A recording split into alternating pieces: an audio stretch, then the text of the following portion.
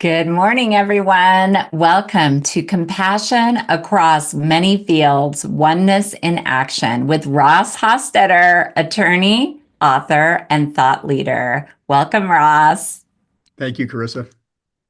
So happy to be with you today and your fans here in the audience. Yes. I'm Charissa Sims, live event host for Humanities Team, a 501c3 nonprofit organization whose mission is to make conscious living prevalent worldwide by 2040. And I'm coming to you live from Lafayette, Colorado.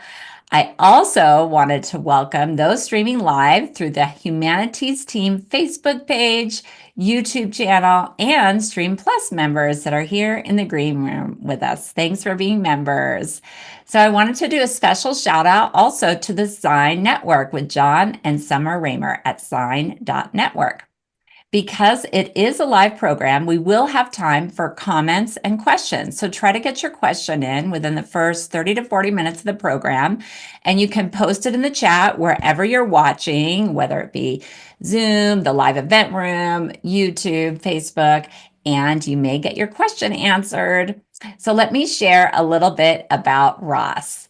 Ross Hostetter is a lifelong spiritual seeker, a path that was initiated by a near-death experience, followed by a profound opening into the unified field that occurred while on an extended solo canoe journey into the Canadian wilderness in his early 20s.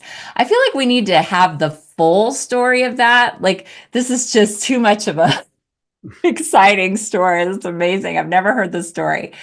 This and other experiences were chronicled in Ross's award-winning work of fiction, Keepers of the Field, an invitation to the unitive life, published in 2014. Ross and his lifelong partner, Mary, who is such a gift. She is such an incredible healer and person. Love Mary. Have been involved in numerous spiritual undertakings, including co-founding an intentional community exploring Christian mystical experience, co-founding the Integral Center in Boulder, Colorado, creating court annex mediation in Texas as a path to peacemaking, and engaging with and leading a myriad of intentional practice communities and groups. Ross currently works for Humanities Team as a strategic advisor and more. Ross and Mary have been together for 37 years, quite an accomplishment. They have raised three children together to adulthood and currently live in Boulder, Colorado. Welcome, Ross. So happy to connect with you Yeah. today about Nice to connect. oneness. Nice to connect with you, Carissa. Well, let's just dive right in, because oneness is such an integral part of Humanities Team, which is maybe what drew you to be a part of this movement. What is your understanding of oneness?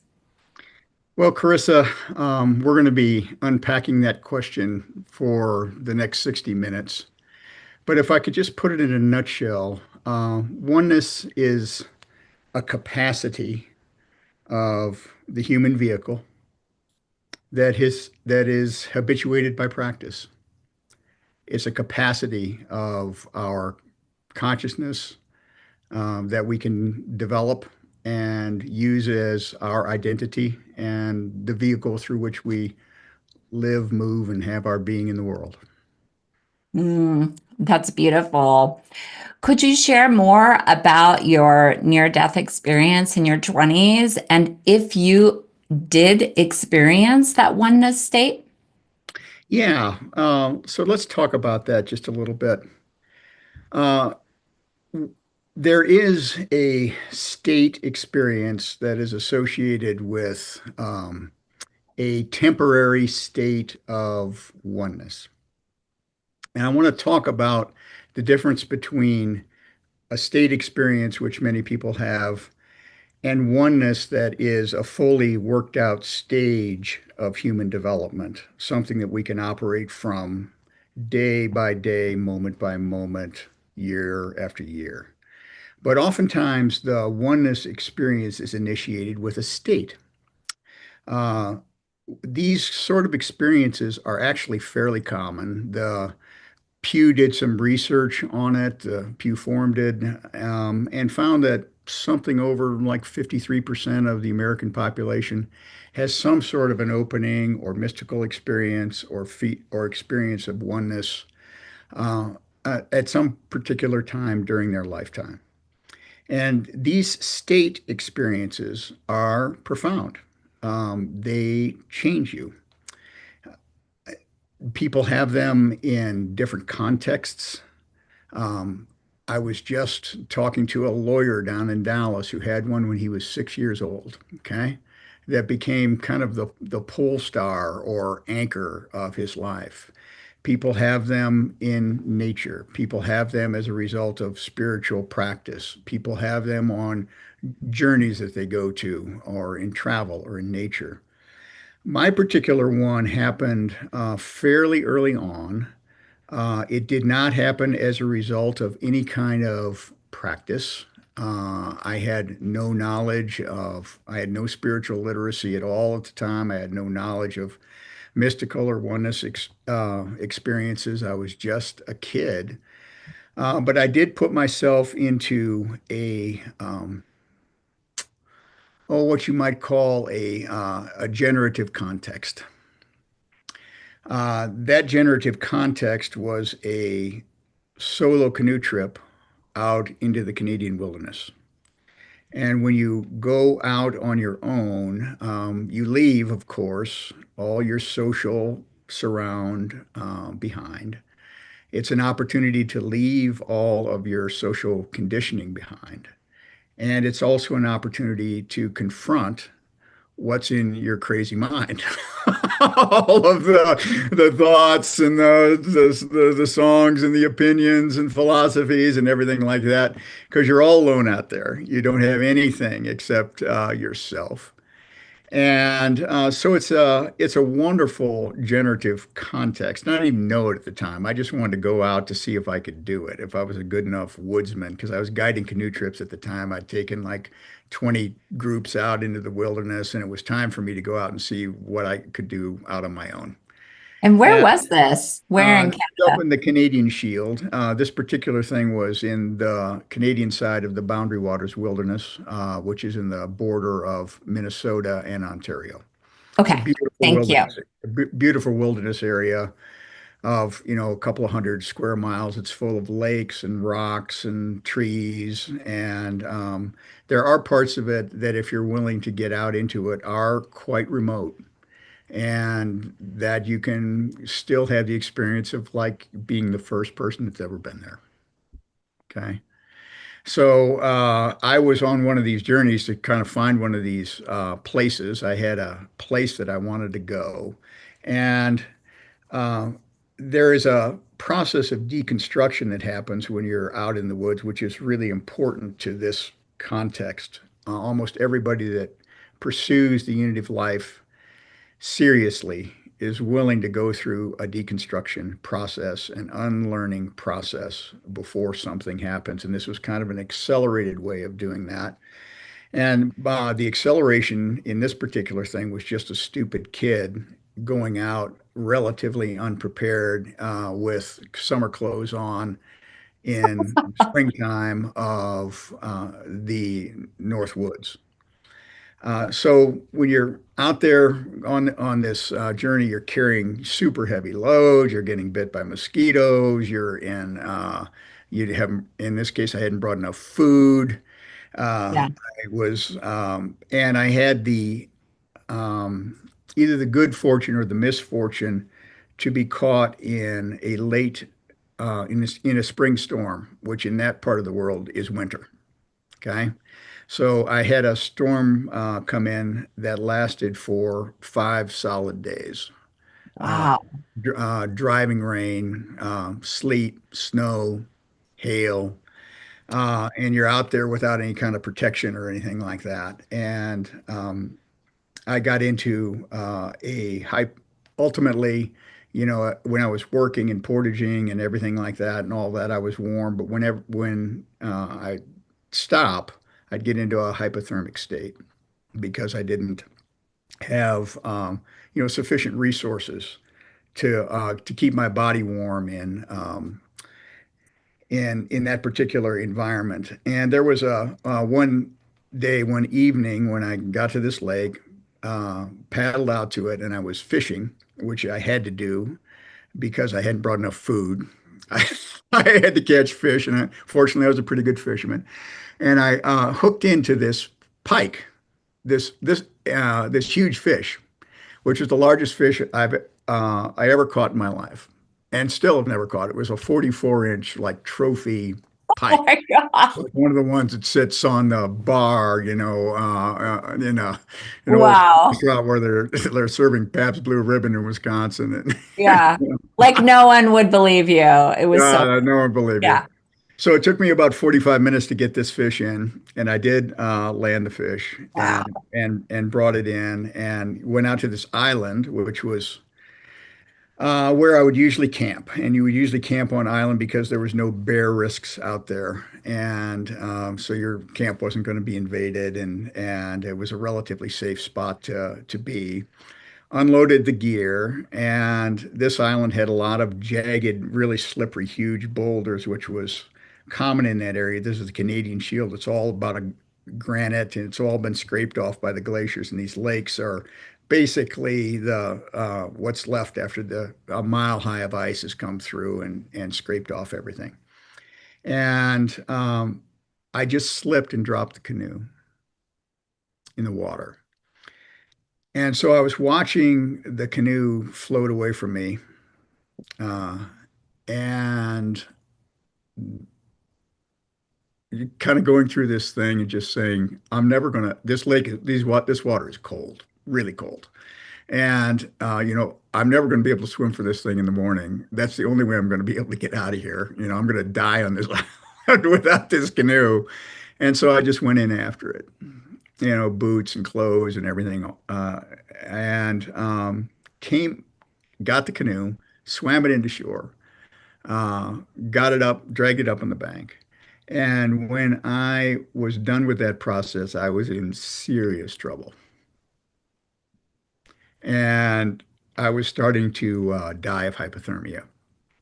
And we've Mm. been Did trained you in all. realize that? Oh Did you yeah, realize that? Yeah. yeah, because hypothermia was along with like drowning and lightning strikes and that sort of thing was the kind of the number one killer and so Mm. as a wilderness guide, you're really trained to watch your kids and everything like that. If they're getting cold and they're getting shaky and they're starting to get fuzzy in their in their thinking, which leads then to a lot of problems and missteps and everything like that.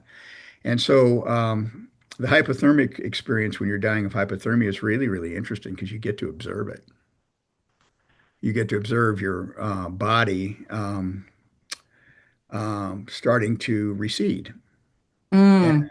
I've your never experienced hypothermia. yeah, your hands get blue, your legs get blue, your body kind of naturally Yeah. starts to conserve its resources. It doesn't put any more oxygen and blood through your limbs anymore because you can't warm it back up again. It Hmm. protects the core of your body, hoping that something's going to happen. And then what happens then in consciousness is that you start to get really sleepy Oh. and Hmm. you get into really a deep bliss state. It's like, wow, this is just so good. So that's what you're talking about when you're saying you experience this state of Yeah. oneness. Well, this state, the one this didn't happen until this was the warm up act. Okay. Warm up act. So you talked about the NDE. So an NDE is when you die and then you come back. And so I did have that experience, of like going through the light and tunnels and stuff like that. And I don't need to get into that, but in this particular Okay. thing, I met the other side and they basically said, "Not now. That's amazing. You have You're more work to do. you're not leaving now." And and and You this is haven't met your wife yet, right? I You hadn't haven't met met my Mary yet. wife yet. You're Okay. not now. And by the way, this is totally selfish. look what this is going to do to your mother. You're out here in the middle of nowhere. People are going to come looking for you. They're going to be traipsing through all these trails and rocks and stuff that you just went through. They might die out here themselves, and they're going to have to drag your body out of this place.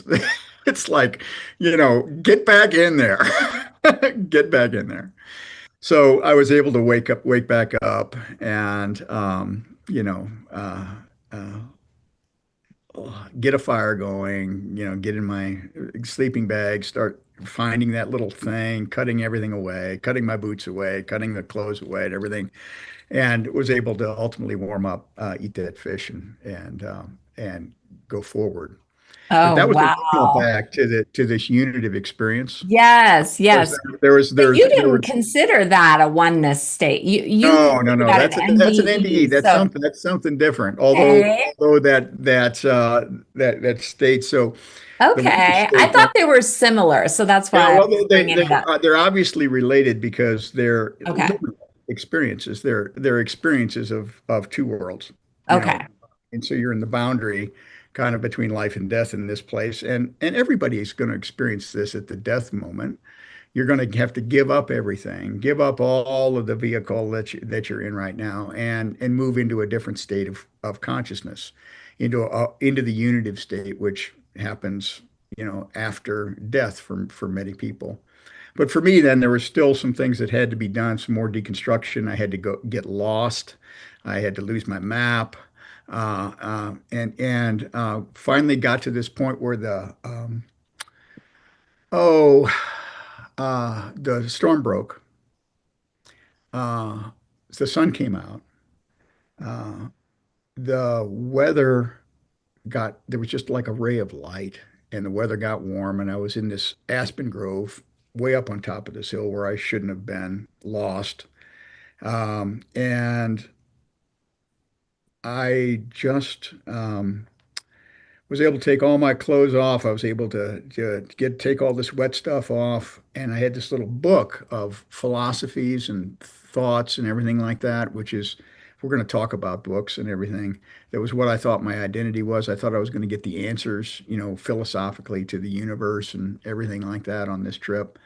Just put all that away, and then had this spontaneous opening to the unitive field, Mhm. just as a pure gift.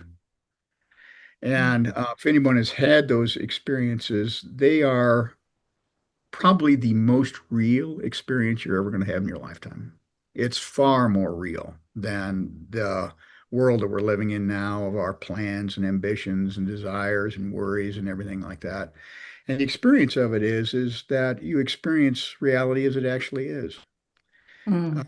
you see it as it actually is, and feel it as it actually is. And it is a unbounded field of interpenetrating love.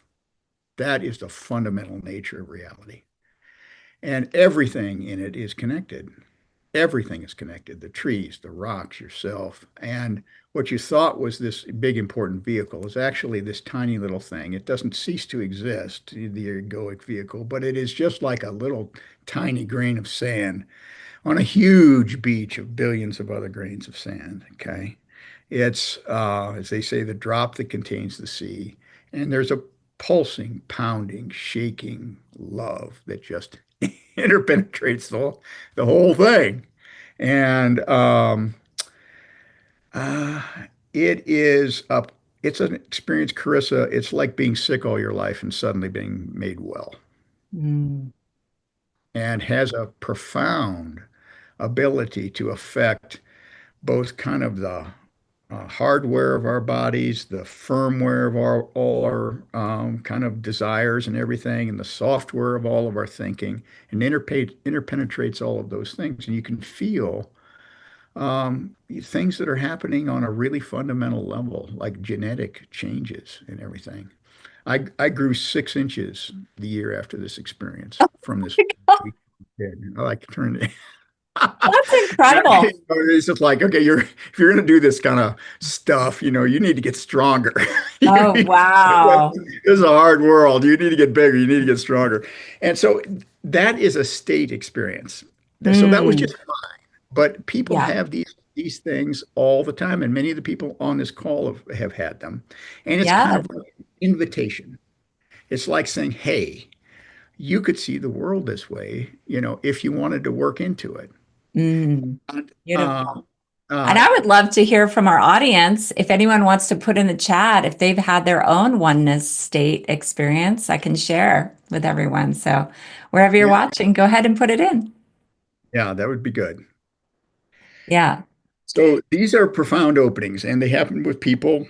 Sometimes they just come spontaneously. They're a gift. Okay, they're just a pure gift from the divine into this world. And sometimes they happen, in nature. Sometimes they happen in sexual experience. Sometimes they can, happen in people, at the in the Ganges. Sometimes they happen at the feet of a guru. Sometimes they all kind of come in and just say, okay, you want to try something new? How about this? How about this? And what they have done in my life and the life of many other people that I've talked to these things about are they put down a marker, and that is becomes then a pole star for the future. It is the measure by which all conduct and thinking and how we occur in the world. It's the measurement that sets the standard. This sets the standard of possibility. So those are state experiences. Um, States come and go, though. All right, so they are not permanent. They're one of my teachers, Ken Wilber, said, "States are free, stages are earned." Okay. Mm. So what we want to talk about on this call is not so much state experience, and good Lord, we're in America, right? So we are in a land of state chasers. Everybody wants a state. They want to go out to Coachella and get a state. They want to go on, Mm. medicine journeys and get a state. They want to be in raves and everything and get into a state and everything. We're some serious state chasers in this culture, and that is okay. But when that becomes then what you're doing to try to pursue what we're calling oneness consciousness, it's not going to work. Okay. It will It's just be, superficial. It's it, not from a deep yeah, it will, purpose. and it will typically, you'll get less and less out of each state experience, the more and more you are just chasing down that line of development. So what I really want to talk about is how to begin and hold a mature oneness consciousness in the human body. Okay. That sounds great. Yeah, and so that other people can feel it. We do have Ryan says lightly experience this in nature and on a silent solo retreat. Not to the incredible level as you described, though, Ross, more like a state moment a few times, as you say. And it's interesting because I felt like you were in the field of oneness, and I've had these deep connection moments. Even last night when I was eating outside, like a cricket came on my plate and wasn't interested in the food, but was interested in me. And we were having a moment. You I as was a looking, critic. but I was like, is this oneness or is this a deep connection? Am I just in love with nature? And then the cricket felt it. So it's just interesting because we can have these moments Well, that let's might yeah, feel like that. Yeah, go ahead. let's talk about that. First of all, Ryan, we're not in any kind of state experience competition, right? We kind of completely lost the whole topic. We're saying, "Oh, Right. I know a bigger, higher state than you did," and that's not what this is all about. And Carissa, what you're talking about in those ordinary moments when you see, like an animal comes in, Hmm. like in this case, a cricket, and you can see them. Okay, Hmm. they're seeing you, and you're seeing them. So that is a oneness experience. Mm. It's likely that you're going to see that cricket as something beautiful. Yeah, Okay. that's right. You're going to see that cricket as something beautiful. And beauty is something to have our ability to perceive beauty is something which closes the gap between us and other. For a moment, we don't have Mm. that gap. because we can see another person, see another object, see an animal or a leaf or a flower, whatever it might be, as beautiful. And we are then we don't have this separate sense of self that is sitting in the way. And what you just talked about, Carissa, when you're talking about the cricket seeing you, Mhm. all right, that's a beautiful oneness state because not only you're seeing the cricket, but you're realizing that oneness is looking back at you. Okay, looking back at you, and that's it's a big perceptual shift to come out of you looking at the world to realizing that oneness is looking back at you Mm. and seeing you in a loving way and seeing you in a love. Yeah, yes, That's interesting. Well, yes. how did that, I know you want to move on to other topics, but I just was curious, how did it change your life? How did it affect you when you had that oneness state? Well, what then happens is that I was lucky because I was out on my own. I had a bunch more time on this trip, so I was able to hang out in that state for about 5 days, which is a long period of time. Oftentimes, these only last 5 minutes or something like that. And so I was able to actually see the place for the first time. Mm. Okay. And not compete against it. I was using the wilderness like an obstacle course, for my own, ego development. I wanted to go put a line on the map and go to all that stuff just kind of drifted away. And then all my ridiculous, you know, oh, just kind of uh, lurching around stopped. You get to be efficient, you get to see the water, you get to feel that, and the wilderness then opens up and starts to see you, and animals start to come in, moose, and I was gifted by a wolf, which is really a difficult thing to see in the Canadian wilderness because they are watching you, but they don't want to be seen. Okay, they just to come out and look at me, just look, because I was floating by. So it was just like, hey, you're here. We don't have to fear you. Yes. We can, and then, stupid things that I look at stupid risks, like going out on a lake that has 6 foot rollers and high winds and stuff like that, and surfing it solo in a canoe. It's just like, okay, you can just do this. Just, so there is a lot of immediate things about that. And of course, that made me a lot better in terms of that job because it completely changed my idea about what I was doing with these kids. Okay. So I wasn't like, taking them on a scout trip anymore.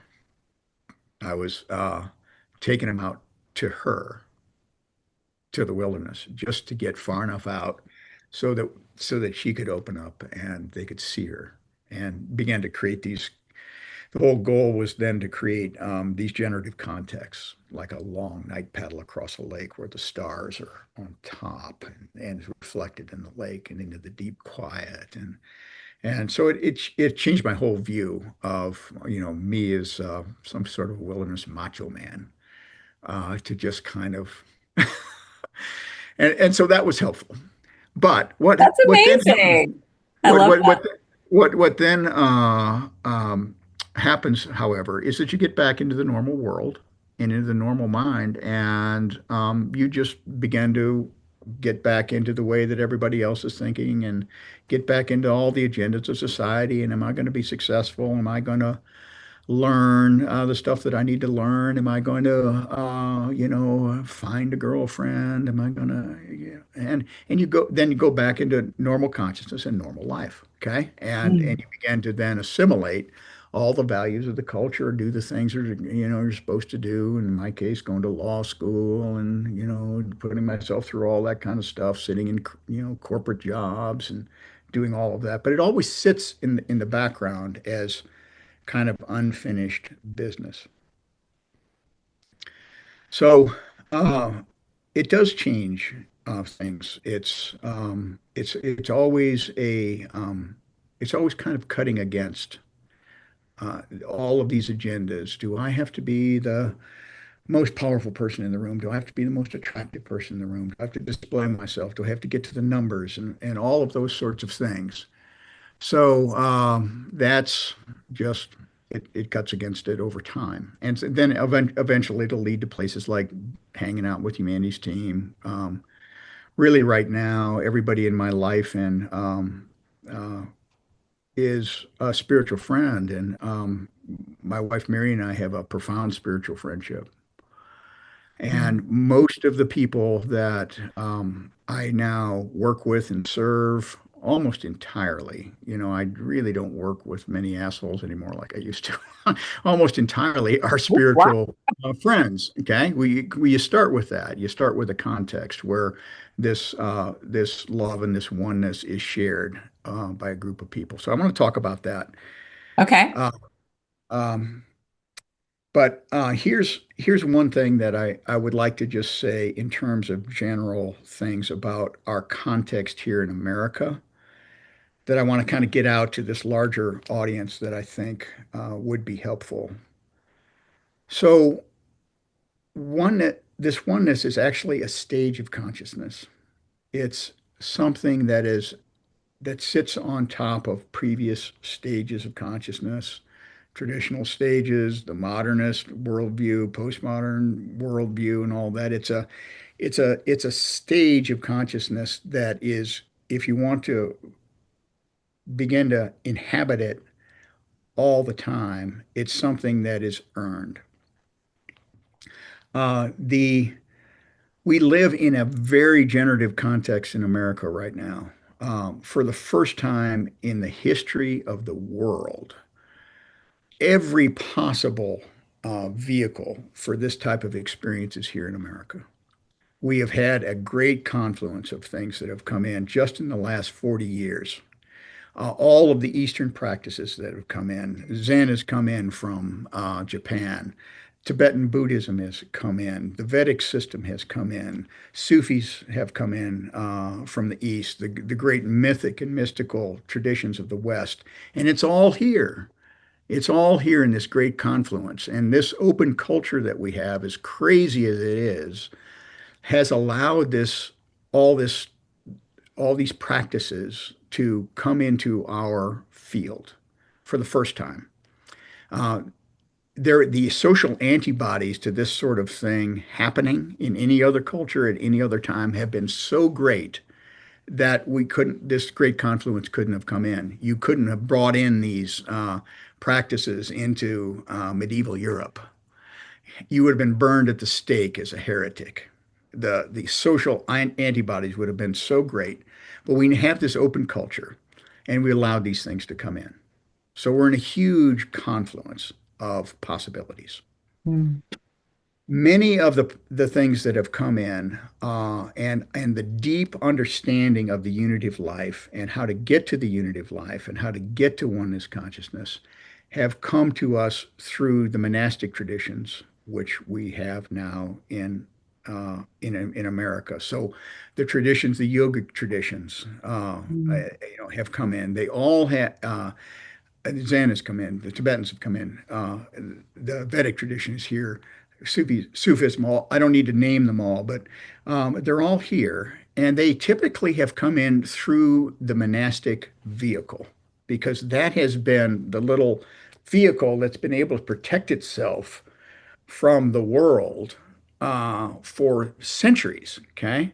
By building their walls, by building their moats, by having this closed community and everything of practice that is able to preserve this little nutshell, okay? So that the seed can plant here and we can begin to experience it. So I just want to acknowledge to 3,000 years of work Yes. that our forebears have done, and it is quite useful to get to know those experience, though what they have done, the remarkable Hmm. experiments that have been undertaken. And Ross, can I interject for just one moment? Because we do have a comment Yeah. from the chat. Guranam says, yes, yes, yes. 1979, one synchronicity after another. After I asked, as an agnostic, so she was agnostic previously, which I believe means you're not really sure if there's a God, something like that. What's your understanding of agnostic, Ross? Well, we can ask her what her understanding is. Understanding is okay. But yeah, yeah. So, but anyway, if the intention I was setting actually had any impact, or if the same thing would occur with or without my intention. And finally, the ninth synchronicity stopped me in her tracks. So it stopped her in her tracks. I was never an agnostic again. So engaged and in love with spirit since. Well, we appreciate you, Oh, Gurinam. that's great.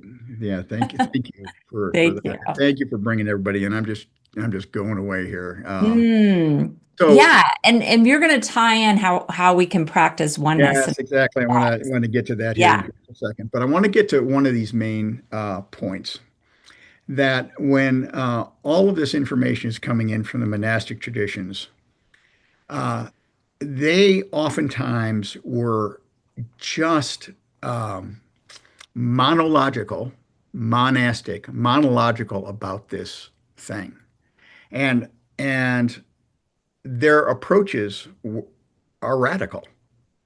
Okay, they're radical approaches. So if you wanted to start a life as a monk in almost any tradition, both East and West, what would you do? So on the, you might sit outside of the monastery walls for 2 weeks, not eating or drinking anything, just to see whether or not you're serious.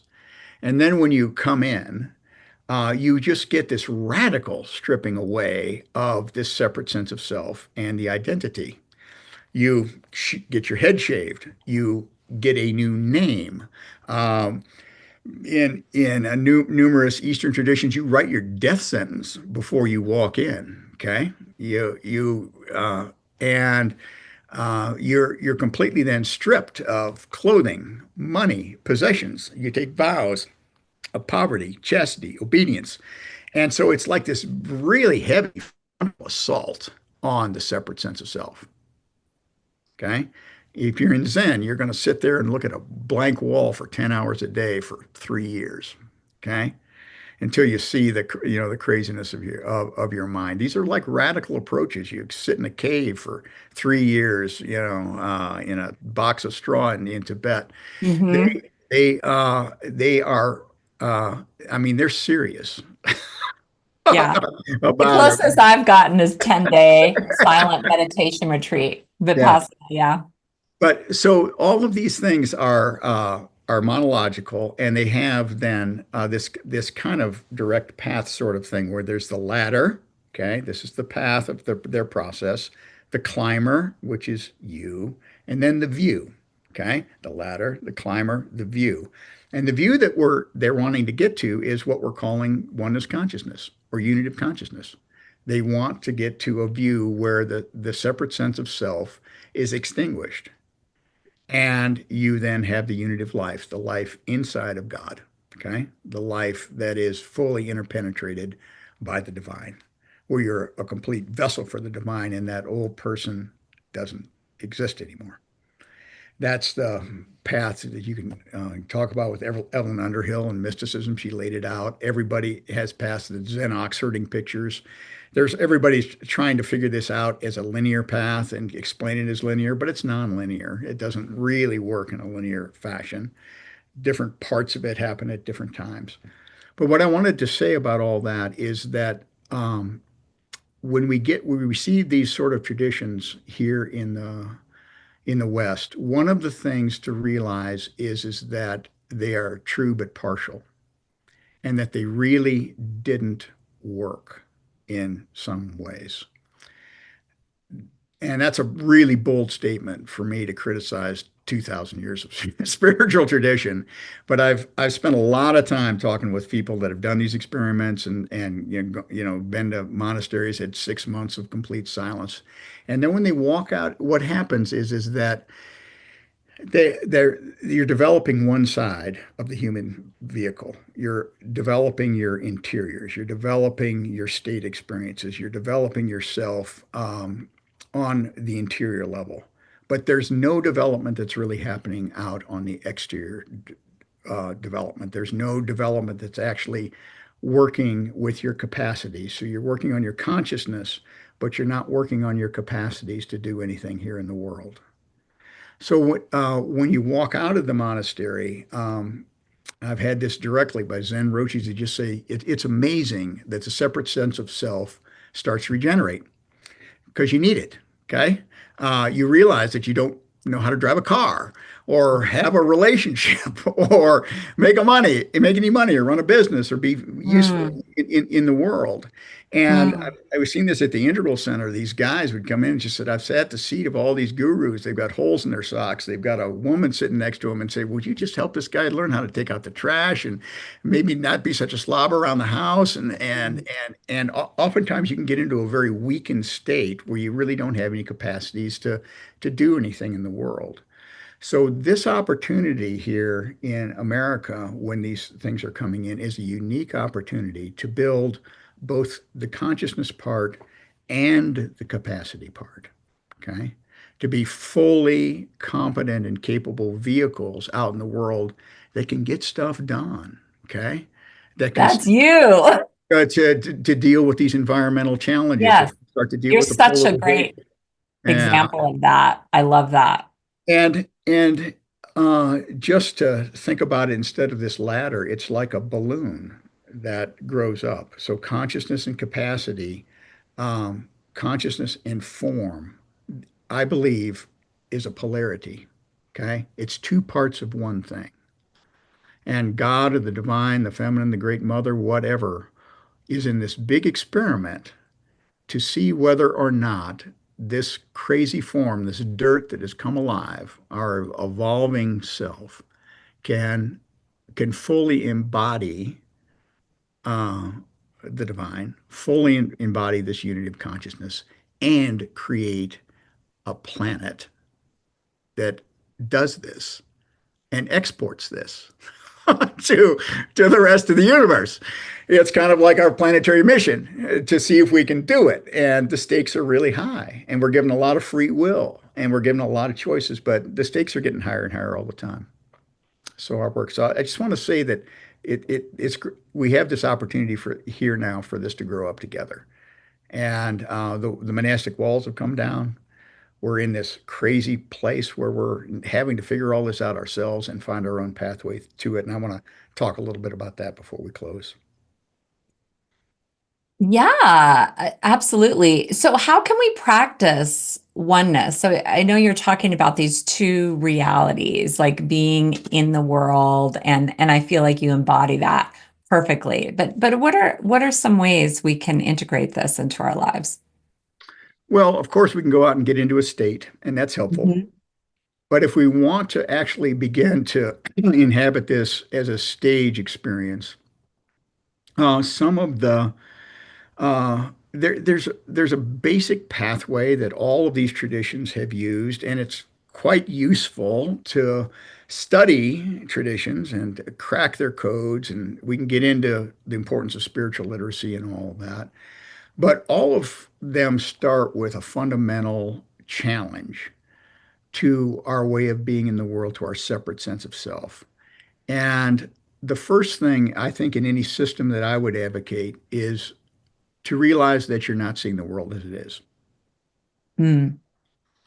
That's a frontal assault to the way that we're seeing the world. That actually what we're seeing through is through this glass darkly. We're seeing through all of our projections. We're seeing through all of our opinions. We're seeing through the eyes of news media. We're seeing what is being fed to us on Instagram streams and everything. We're not seeing the world as it is. Okay.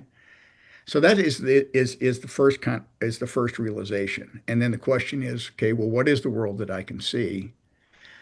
The main thing I think we need to know as a construct or as a kind of a subtle object in our mind is that we're fully part of the divine that is waking up to its nature And that is true with everything and everyone else.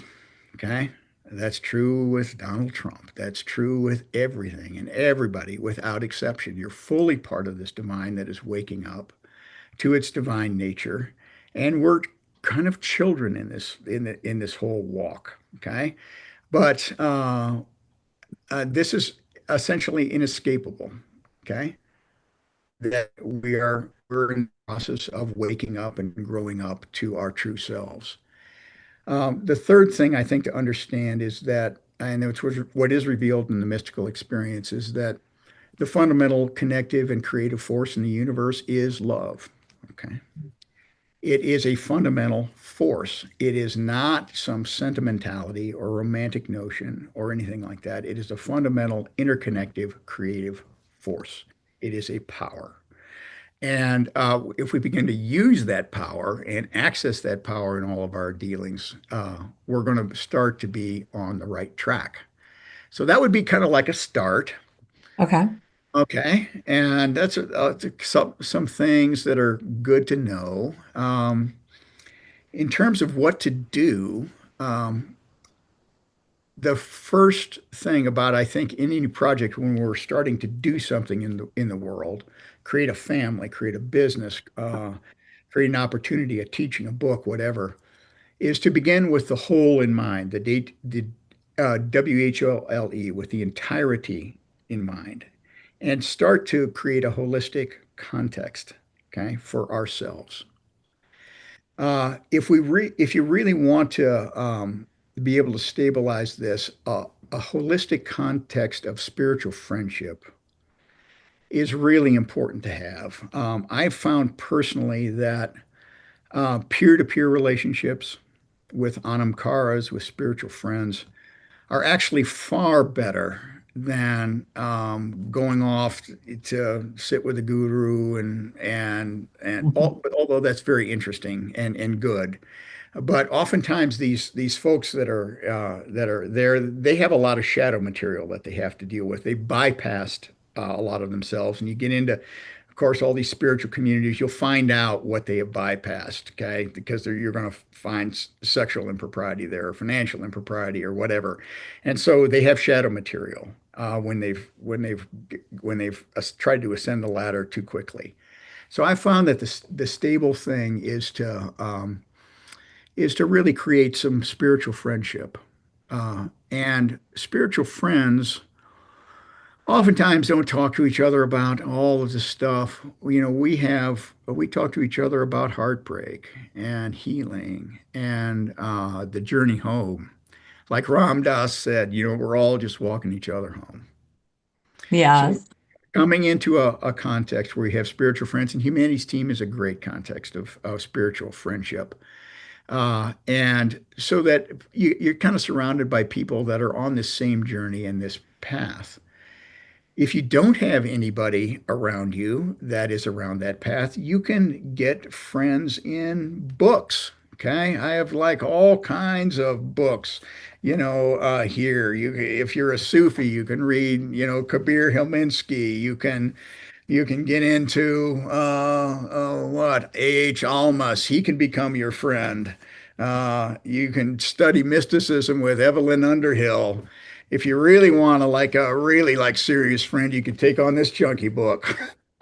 Like a little 1,000 page, book of Sri Aurobindo of the last century. He's probably the guy, The if you really life divine. the life divine, if you really want to get into all the aspects of it. And sure, you can even read my book with Yeah.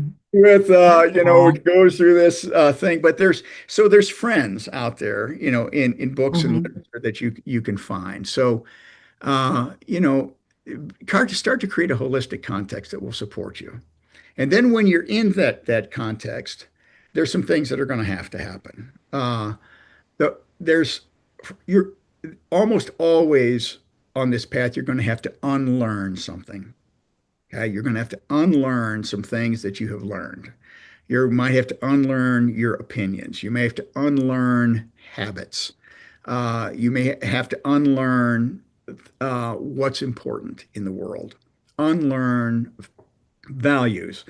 Of course, we're out in this society that's everybody is trying to, get to the top of some like game, being the best tennis player, having the most money, or having the most allure, or, whatever that's going to be. And on this path, some of that stuff has to be unlearned. And at a certain point, you realize that it's really not important.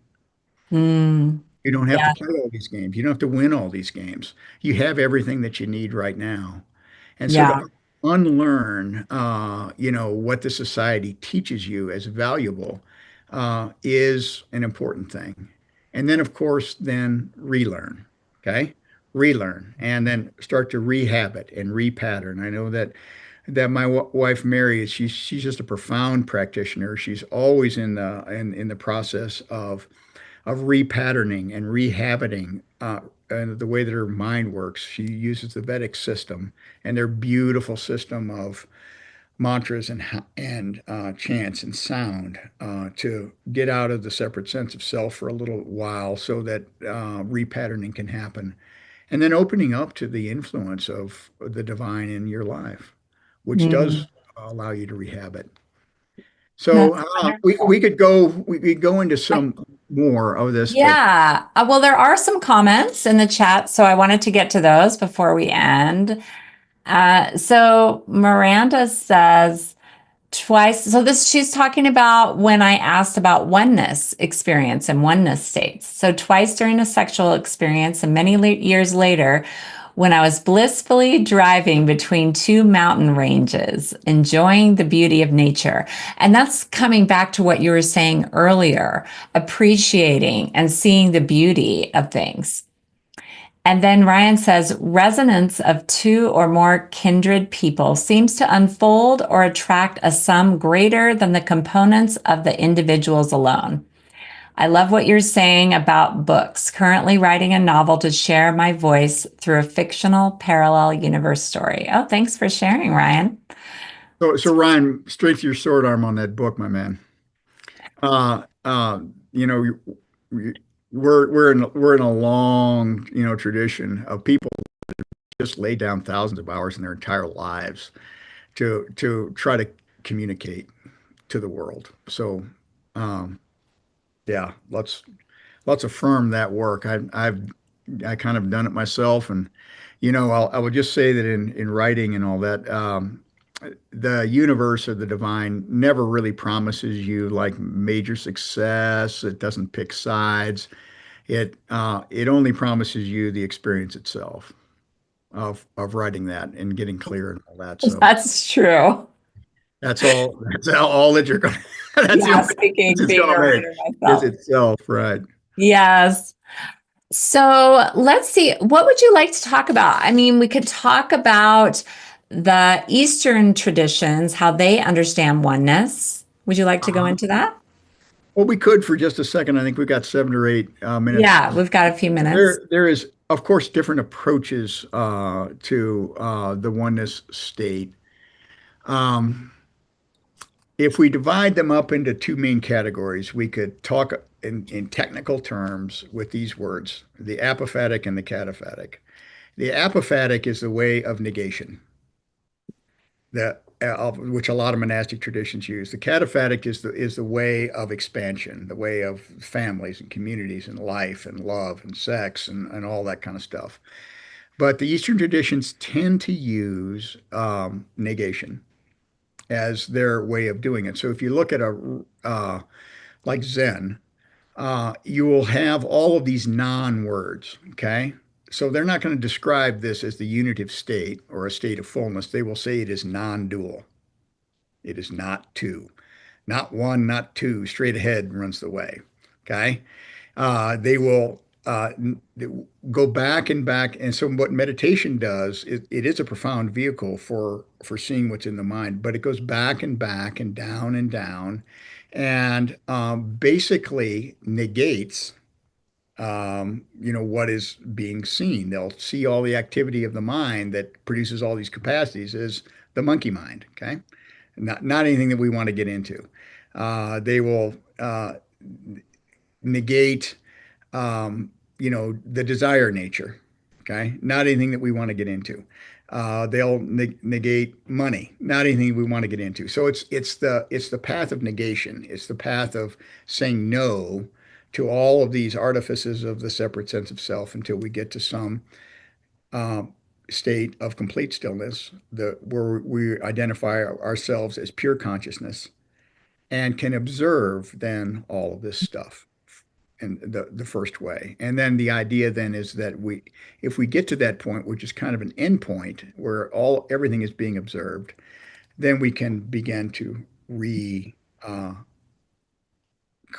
of reconnect or reorder the whole thing along the lines of compassion and love, and in some way that is not insane. Oh, That we're not gonna. So that's one path. okay. There also, however, are other paths. Yeah. Did The you want other, to talk about the yeah, Western yeah. Pacific The Western tradition? path, it has plenty of negation, believe me, in its monastic things. But the Western path or other paths are fundamentally more interconnective from the very beginning, and they are really field-based. They're field consciousness work. So what's most important, for example, in the Christian tradition, is the relationships that we have. What's Jesus's number one command? Love one another. Okay, Mm. it's the relationships that we have and the communities that are being built and how we interact with people and how we occur in the world and what we build in terms of a social structure and how this reflects what is the work. Okay, and so you can see this Eastern and Western approach, and they're coming in, and they're both valid in terms of their approach. One is less and less, and the other is more and more. Okay. One has to do with consciousness. The other one tends to have to do with capacity and work on and changing in the world and all that. And just to get back to the heart of what we were talking about at the beginning, I think our opportunity here in America is to bring these together for the first time. Mm. Okay. To really be able to work on both at the same time, so that we can not have the downsides of one side of the polarity, because the downsides of all this negation is that you don't build any of your capacities. The downside of all this involvement in the world is that you don't develop your interior life. You don't have any time for yourself, and you don't have any time to develop your interior life. So in a polarity, you stay too long in one pole, you'll start to get all the downsides, of it. You'll get overworked and overstressed, and you won't have any time for these moments of beauty, and you'll get cranky, and you'll lose your goodness and all of that. So to understand, I think that the subtle realms and the material realms are in fact a polarity. They work together. They're part of a single thing. Is one of the main things that we can work on. And I think humanity's team is really good at balancing those things. I think that most of the teaching really works in both of those ways. So I'll shut up and let's see if there's any questions. We've got like 5 minutes left. What is the connection between oneness and love, in your opinion? Well, love, as I'm using that term now, is the medium Mm, across which unity of consciousness or oneness consciousness flows. Okay. that's So beautiful. it's the water that we're in. Okay. It's the Okay. medium that we're in. Yes. Hmm. And so I talked about it earlier in terms of a power, but Mm, and it is a power because it's the medium of connection. Okay. that's so beautiful. Right. Well, thank you everyone for joining us for Compassion Across Many Fields, Oneness in Action with Ross Hostetter. Join Stream Plus now and gain immediate access to hundreds of incredible spiritual teachers and programs. So we're proud to say that Humanity Stream Plus is the largest global streaming platform for consciousness raising masterclasses and transformational education. And we are a nonprofit and give back with our One for One program. I wanted to thank all of you for joining us. And thank you so much, Ross, for sharing your wisdom and your near-death experience. And all of this talk about oneness is so beautiful. I wanted to thank Steve Farrell, Dee Meyer, and the production team, Jim Gray, Garth Catterall, Andy Gutsky, Karen Weissert, and the rest of Humanity's team. Thank you for being such a good host, Carissa. I appreciate it. I love hanging out. And, if anybody on this call wants to just reach out, I'm pretty easy to find. Send me an email and we can talk about it and, create this circle of inclusion where we can help each other out and begin to lead each other home. Beautiful. Thank you for sharing that final thought. Yeah. Blessings, everyone.